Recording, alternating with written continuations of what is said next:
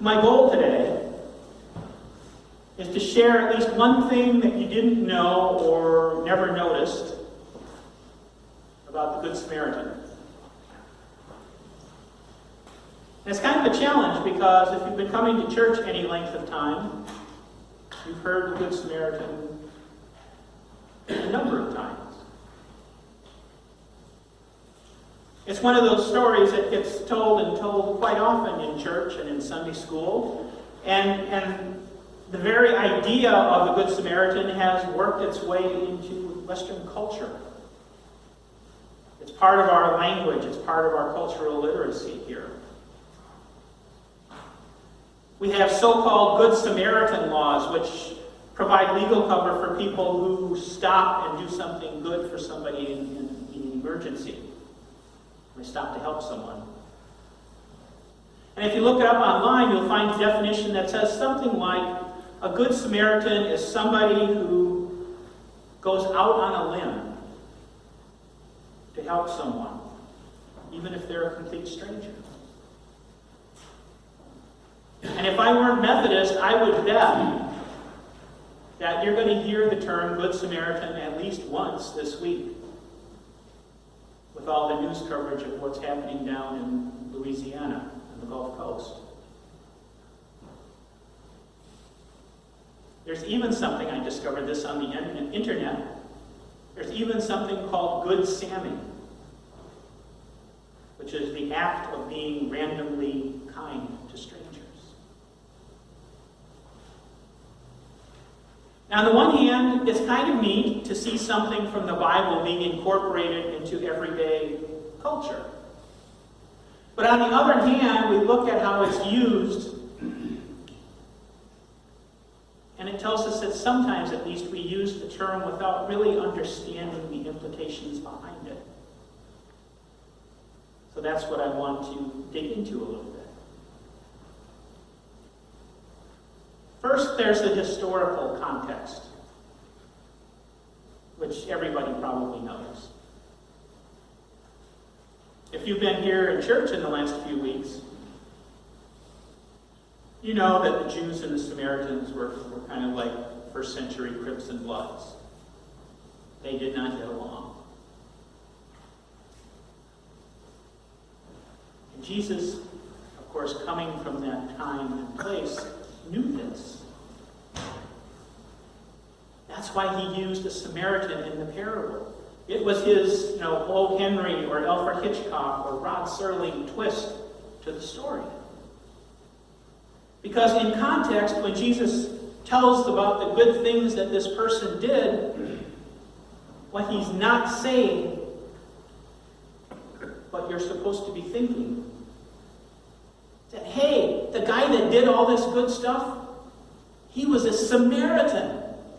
Can you believe it? He's Samaritan, is barely even a person, let alone an observant Jew, and yet he was able to do the right thing in loving his neighbor. And the second part of that message is, so what's wrong with the rest of you mopes who can't seem to understand what love your neighbor means? That's part of it. Later editors to the gospel, the ones who came along and inserted the story titles or the parable titles and the chapter headings and things like that, they weren't there originally. Those were added later. And they got it. They understood. That's why they call it the parable of the Good Samaritan instead of just the parable of the Samaritan. Because by implication, Samaritans weren't good.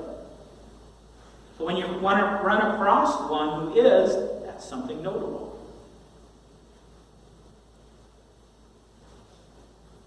In more modern times, if Jesus was telling the story, say, in the segregationist South 50 years ago, the protagonist might have been the good black man.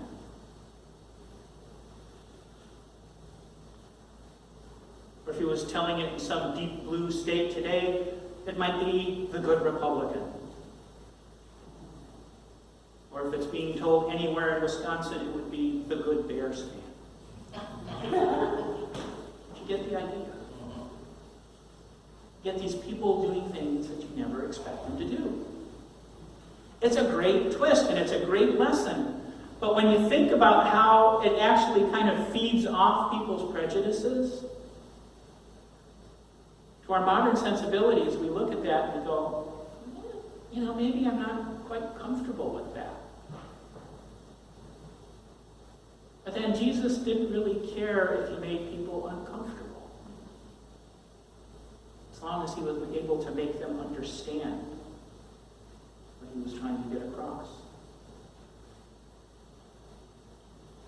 So that's context. And that brings us to an interesting question then, which is, really, how good was the Samaritan? And it's not to set up to a joke. How good was he? Well, no. How really good was this guy? And you're thinking, well, what do you mean? He picked up this mugging victim. He gave him a ride. He treated his wounds. He took him to a place where he could recover, and he paid for his food, and he did all this for a Jew, his natural enemy. So of course he was good. But if you look at the story, did he really do all this for a stranger? Better yet, did he do it for an enemy? What does Luke tell us? A man was going down from Jerusalem to Jericho, and he fell into the hands of robbers who stripped him, beat him, and went away, leaving him half dead. In the language at the time, when you're left half dead, you are left unconscious. So then the priest walks by, the Levite walks by, and our Samaritan friend comes along, and what does he see? He sees a naked guy lying by the side of the road, unconscious. And in the context of what happened, that is who the Samaritan was helping. He was helping a stranger, an unconscious stranger. He was basically a cipher by the side of the road. He was naked, so he had no clothing on to tell the Samaritan where he might be from. If you travel overseas, you know that sometimes by looking at how people dress, they can see where you're from. When we were in Russia, people would look at us and say, American, before we ever opened our mouths. So the Samaritan picks this guy up, doesn't know where he's from. The guy is unconscious, so he's not speaking, so he can't hear what he's saying. He can't hear a linguistic clue.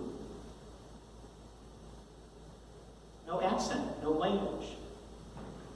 So he could have been anybody from anywhere. He could have been a Samaritan, he could have been a Roman or a Greek, or he could have been a Jew from Judea.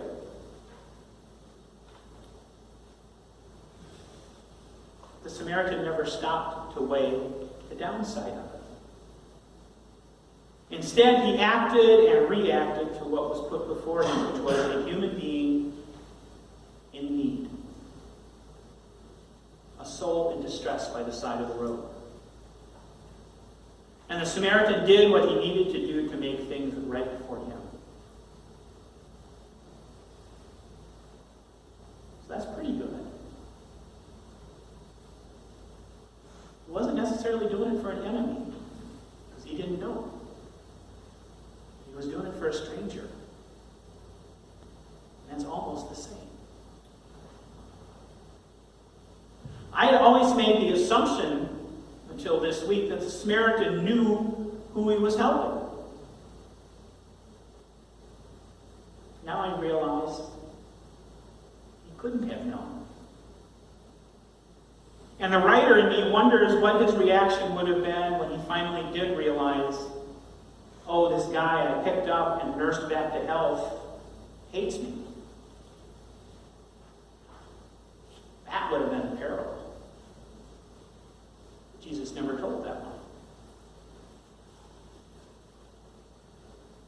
The other sudden realization I had is that I've always looked at this story as being a story about a man who is selflessly helping a neighbor in need. That's the context, actually. The lawyer tries to pin Jesus down on what it means to love your neighbor, and he says, well, okay, Jesus, I'll be happy to love my neighbor, just tell me who it is. Point me in the right direction so I'll know, and I'll love that person. And then Jesus launches into this parable. And to me, the obvious object of the parable was to illustrate the concept of the neighbor. And the neighbor was that person who was in need. Until this week. I'm slow. This week I looked at the close of that parable and I suddenly realized what Jesus actually said. Because Jesus says, which of these three do you think was a neighbor to the man who fell into the hands of the robbers? Okay, so now the mugging victim is out as a neighbor. He says, which one was a neighbor to him? So we have left priest and the Levite and the Samaritan. And we can kind of rule out the priest and the Levite because they didn't do squat for him. So it's the Samaritan.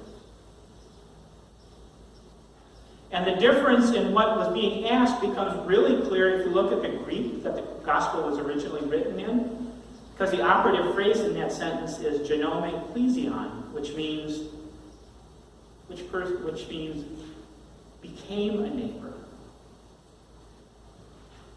So Jesus is asking, which of these became a neighbor to the man? Not was a neighbor, which is what our translation says, but became a neighbor. So when you think about that, then defining who your neighbor is starts to be more about who is being helped, who is helping you. And are you being a neighbor to other people by helping them? Because by showing compassion and grace and by caring and reaching out to people, that's how you become a neighbor. But it's your choice. When someone's in need, will you hesitate? And we can hesitate for a whole lot of good reasons. Practical, reasonable reasons. Or will we instead become a neighbor? Will we give that person a glimpse of what the kingdom of heaven is all about? Because here's the thing. The question the lawyer asked Jesus was, who is my neighbor? But Jesus did what Jesus does. He answered the question that should have been asked, which was, how can I be a neighbor to someone? What do I need to do? Who do I need to love? When do I need to do it? The answer from Jesus is simple. What do you need to do? You need to do everything you can. To whom do you need to do it? To anyone who is in need. When do you need to do it? As often as you can. Because the need for love and kindness in this world is always there. And we are the ones. We're the lucky ones who are entrusted to share with others the love and the grace of God through Jesus Christ.